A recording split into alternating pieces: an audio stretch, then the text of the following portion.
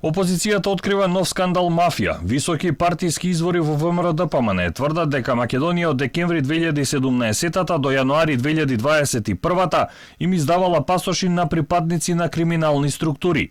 Според истите извори, меѓу оние кои добиле пасош се Јован Вукотич од така наречениот шкалјарски клан од Котор и Седат Пекар, турски наркобос. Според ВМРО-ДПМН името на Вукотич во пасошот е Ѓорѓи Андонов, а за сето ова постојат и докази односно документи.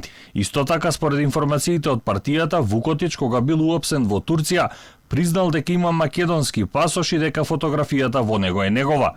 Со македонскиот пасош поминал 6 држави и отворил банкарски сметки, велат во ВМРО-ДПМН. Седат Пекар пак бил уапсен па протеран од Македонија, но потоа се појавил во полициска станица во Драчево да извади документи, брифира опозицијата. Тој според информациите на најголемата опозицијска партија добил македонска лична карта на 27 јануари на име Џадина Медовски, а само 9 дена претходно е протеран од Македонија.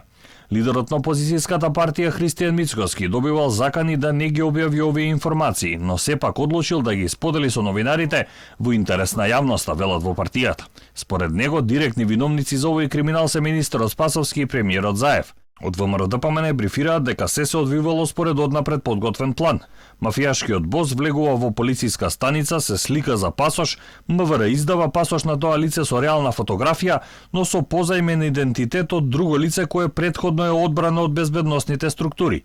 Имаме сериозни индици дека такви пасоши има најмалку 200, велат од ВМРО-ДПМН. Оттаму истакнуваат дека информациите за аферата ги добиле од свиркач, а документите ќе ги достават до обвинителството.